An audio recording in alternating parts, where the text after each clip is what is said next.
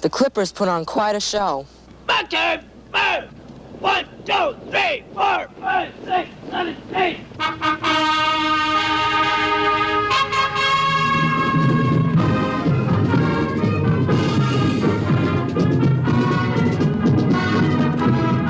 I go to Portsmouth High School in Portsmouth, New Hampshire. My school has a terrific marching band.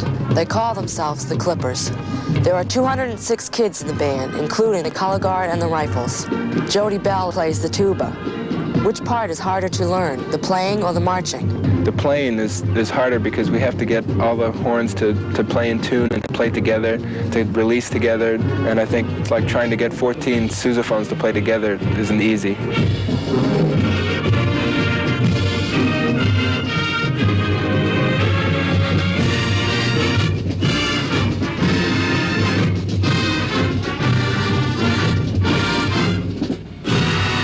Okay, now we're going to try for two things right in here. Mr. Warren Muchmore is the assistant director of the band. He writes the music and the marching drill for the field show. Up. 1, 2, 3, 4, 5, 6, ready to go. 1, 2, 3, 4, 5, 6, 7, 8. 1, 2, 3, 4, 5, 6, 7, go. 1, 2, 3, 4. Okay, fine. Back time! March! 1, 2, 3, 4.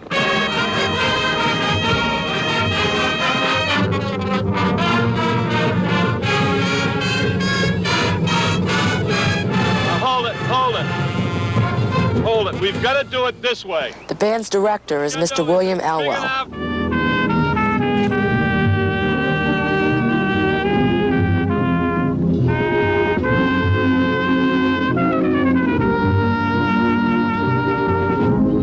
Sharon Richards is a flag bearer.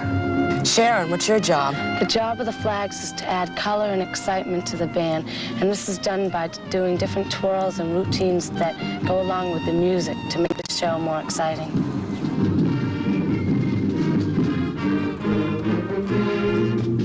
Pat Driscoll is the Clippers drum major. Pat, what's the drum major's job? The drum major's job is to be the conductor on the field, and in that sense, the conductor on the field would be the one who controls all the tempos and the speeds. So in essence, the drum major is the one who controls how they play the music on the field.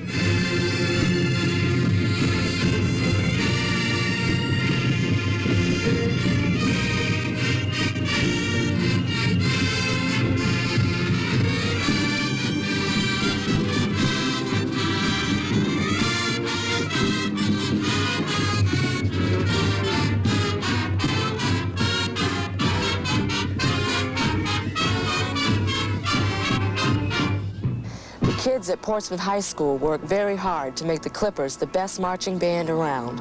This is Calvin Couch reporting for Kidsworld from Portsmouth, New Hampshire.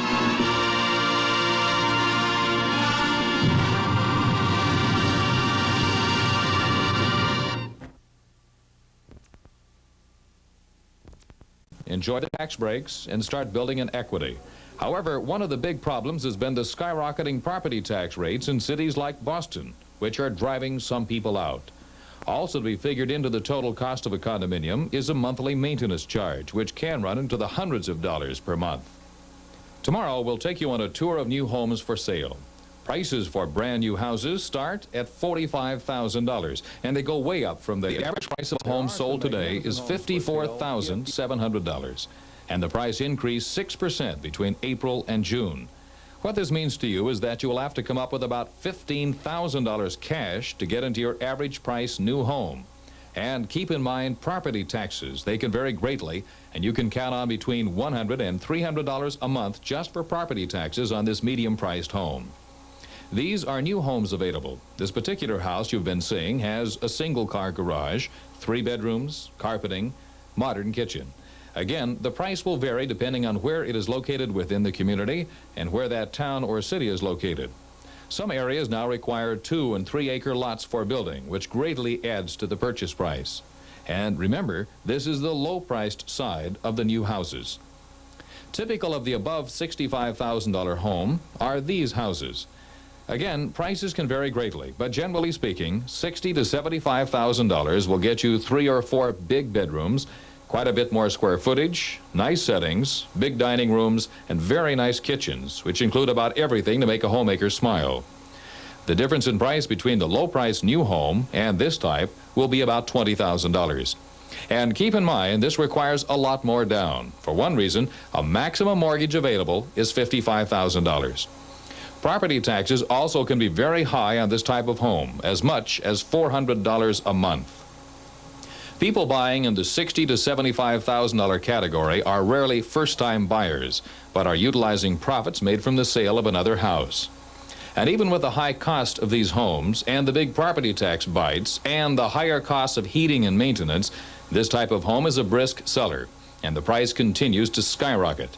If the escalating prices continue unchecked, this type of new home might become an endangered species. How does the better half live? Well, for the 1% of the population that can afford the $100,000 and up house, the answer is very well. You can have lots of room both inside the house and the land surrounding the house. In the suburbs, you can count on 2 to 3 acres of property or more.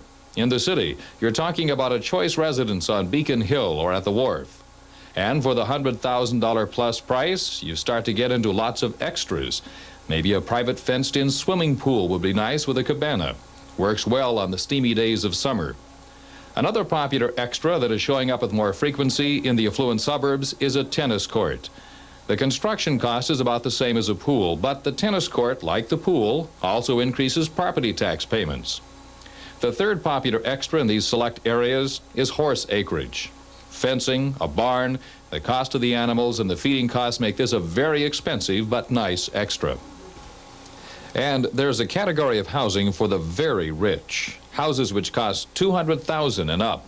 While most of the houses in this bracket are under $300,000, there are a few estates available for $500,000 and more. We thought you might like to see one that sold this month for $600,000. For that price, you get more than a house. You get 3 houses and 5 secluded acres of prime property right on the ocean and within walking distance of Marblehead. But estates like this are for the very, very rich. They are relatively good buys, but mortgage payments, property taxes, and upkeep will cost you $100,000 a year cash. Frank Scully is in charge of a real estate firm which specializes in over $200,000 houses. What kind of person would want to spend $600,000 on a home? The price, I don't believe, is particularly important. The people who are buying these homes might be successful business people, people with inherited money, professional people. They're really, I find, no particular group. They're just people who want a lovely home and can afford it. I believe the vast majority of buyers of homes in this price range have 2, 3 homes and travel quite a bit. Are the buyers of these very expensive homes nitpicky? No, I would say almost never. They seem to have the facility to look at the property broadly. Is it on the water, is it not? They don't worry about the smaller discrepancies, as I'm sure people do in the lower price houses. As an example, perhaps a paint job or less modern facilities in a bathroom or kitchen or something? I think it's almost 100% of the time you'd be buying the larger properties have to be the older properties and wouldn't have be less apt to have the very modern kitchens and so forth. Today represent one of the best investments you can make. It is an investment which fewer and fewer people can afford. The average home today costs over $53,000. Government experts predict that same house will resale for $78,000 in just 4 years. While this tempts many people to scrape up all they can to buy a home, keep in mind that many homeowners will be forced to sell their homes in the future because of increasing costs of property taxes, heating, lights, upkeep, and so forth. One thing seems to be sure. If the prices of homes continue to boom, the American dream of owning your own home will disappear, except for a tiny percentage of people in this country. Owning your own home is becoming a vanishing dream. Thank you. Coming up next, Bruce Schwegler takes an